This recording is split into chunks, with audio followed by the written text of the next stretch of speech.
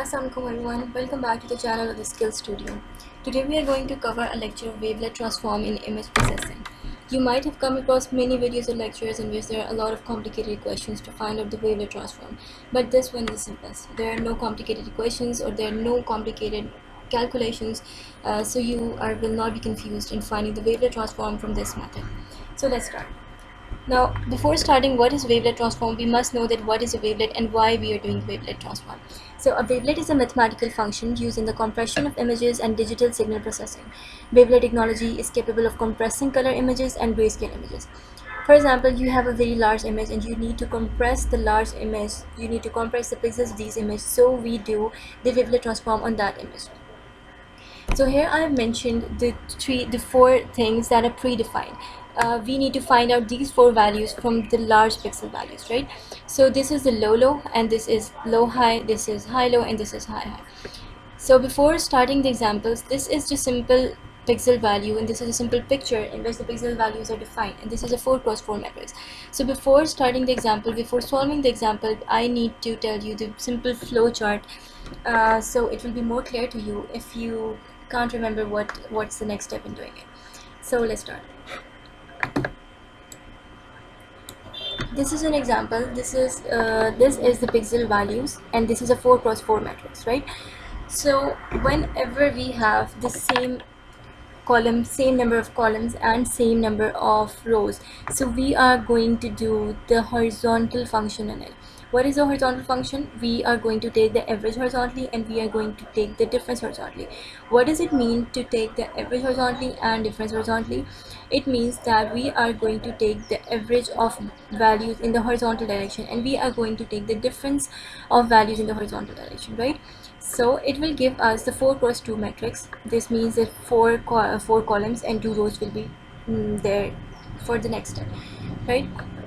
Whenever we have different number of columns and different number of rows, we will solve it through vertically, right? I said earlier that 4x4 matrix, on 4x4 matrix we do the horizontal function. So when we have the same number of columns, let me write it for you.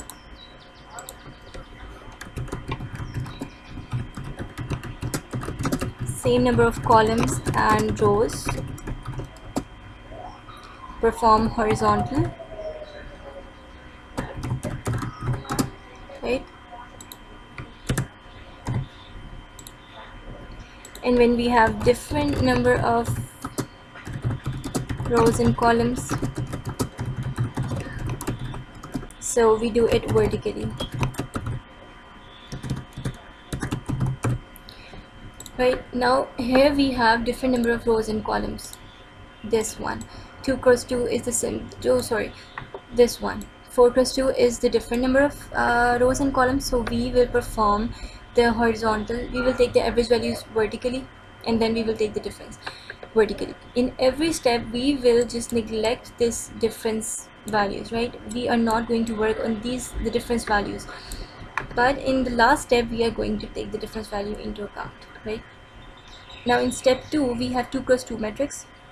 How this 2x2 matrix will be made, I will explain it through the example. Now this 2x2 matrix, we have the same number of columns and same number of rows, so we are going to do a horizontal function. We are going to take the average horizontally again and then we are going to take the difference horizontally, right? This will give us a 2x1 matrix. Now 2x1 matrix is again the different number of rows and columns, so we are going to take the average vertically and we are going to take the average horizontally. Take average vertically and take the difference vertically.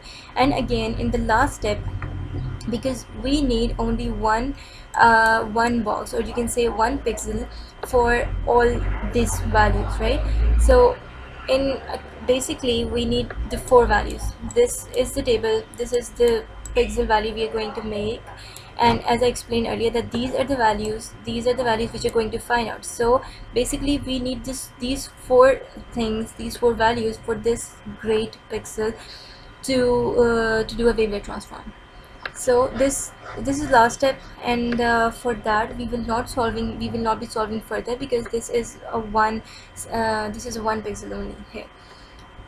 Now I will explain it the example and I will solve this numerical through the example in the next video. Please switch to the next video for it. Thank you.